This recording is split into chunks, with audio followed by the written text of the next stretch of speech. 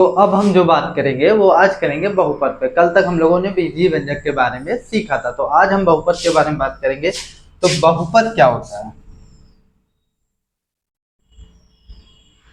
बहुपद थोड़ा बहुत तो आप जानते होंगे, नहीं जानते तो आज जान जाएंगे। पॉलिनोमियल्स, पॉलिनोमियल्स तो पॉलिनोमियल्स क्या होते हैं? देखिए, बुक में अलग अलग तरीके से अलग अलग डेफिनेशन लिखी हुई है, लेकिन मैं आपको एनसीईआरटी में लिखी हुई एक डेफिनेशन बताता हूँ जो सबसे इजी है और समझने में भी आसान है। तो ये डेफिनेशन है, ऐसा बीजीय व्यंजक, ऐसा बीजीय व्यंजक, ऐसा बीजीय व्यंजक जिसके चर की घात, जिसके चर की घात, चर की घात एक पूर्ण संख्या हो, मतलब चर की घात क्या हो? एक पूर्ण संख्या हो। इसको समझेंगे, लेकिन पहले हम इससे रिलेटेड इसका व्यापक रूप लिख लेते हैं।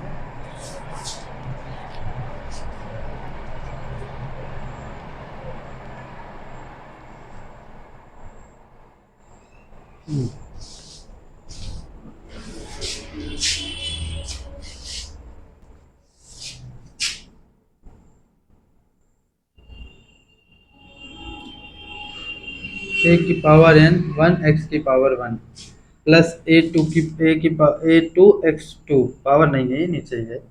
और यहाँ plus dot dot dot dot dot dot dot dot dot dot A N X N, ये इसका होता है व्यापक रूप।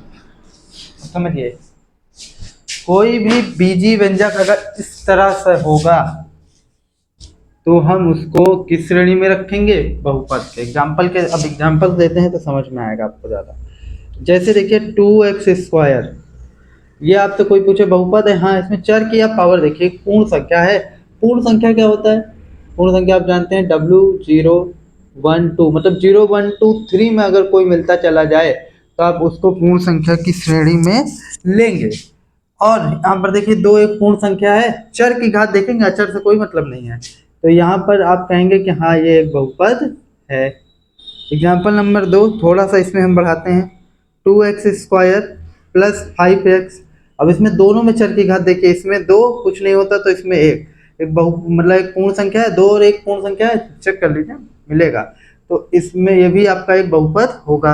अच्छा, अब इसमें देखिए 3x², एक एग्जाम्पल और, 3x² प्लस 5x प्लस 7, क्या ये बहुपद है? चलिए यहाँ समझ में आता है कि ये आपका चर की घात 2 है, चलिए इसको ले लेंगे, लेकिन ये भी तो है, इसको भी तो देखना पड़ेगा।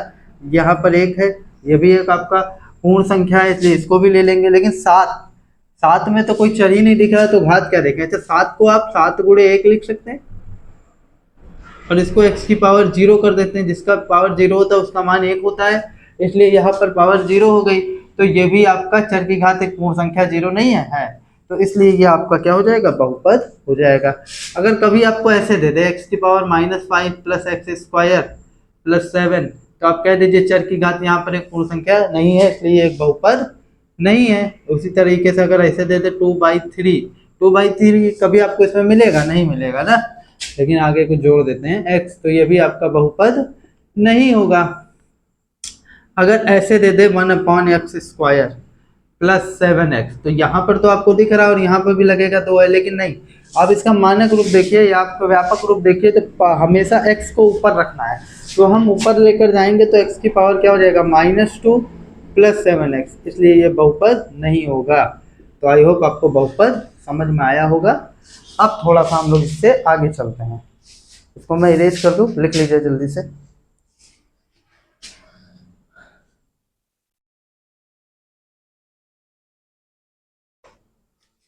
हो गया?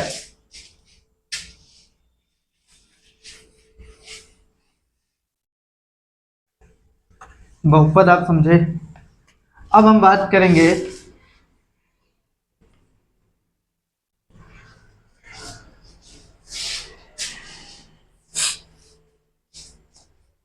बहुपद का मानक रूप। बहुपद पद का बहुपद का मानक रूप जिसको हम इंग्लिश में कहते हैं standard form of a polynomial, standard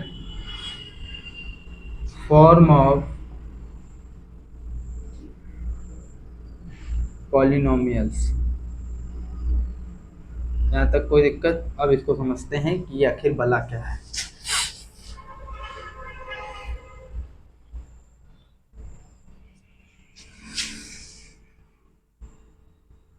बहुपद को बहुपद को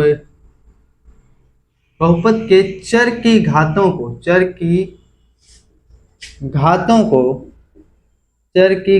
को आरोही आरोही या अवरोही, आरोही यानी बढ़ते, अवरोही यानी घटते, अवरोही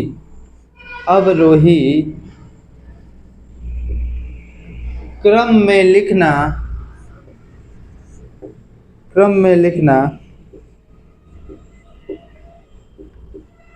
मानक रूप कहलाता है। मानक रूप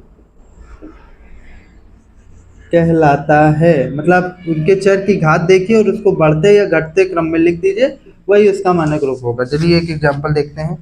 जैसे कि आप ले लीजिए example 2u² plus 5u³ plus 7x plus 8। अभी बिखरा है ना, तो अब इसका मानक रूप लिखिए, तो चाहे बढ़ते क्रम लिखिए चाहे घटते क्रम लिखिए, लेकिन इस किताब में आपकी बुक में जो राइटर हैं वो ज़्यादातर घटते क्रम ही पसंद करते हैं, तो हम भी उसी में चलते हैं।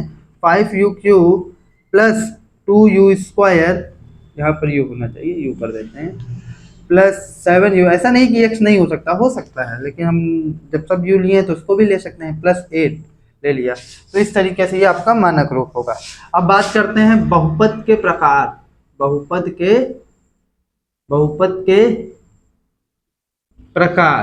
बहुपद के प्रकार की अगर आप बात करें, इसको इंग्लिश में लोग बोलते हैं टाइप्स ऑफ पॉलिनोमियल्स। तो अब अगर हम इसकी बात करते हैं तो इसमें पहला टाइप आता है पदों के अनुसार,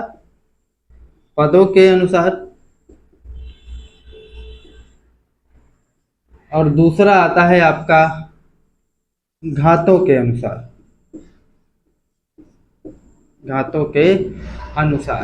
मैं कल इसको आपको डिटेल बताऊंगा कि ये किस तरीके से हम इसका क्लासिफिकेशन करेंगे। तो आज के लिए इतना ही रखते हैं, ठीक है। मिलते हैं नेक्स्ट वीडियो में, तब तक के लिए नमस्कार। जुड़े रहिए अपने प्यारे से चैनल के लिए ग्रुप स्टडी के साथ।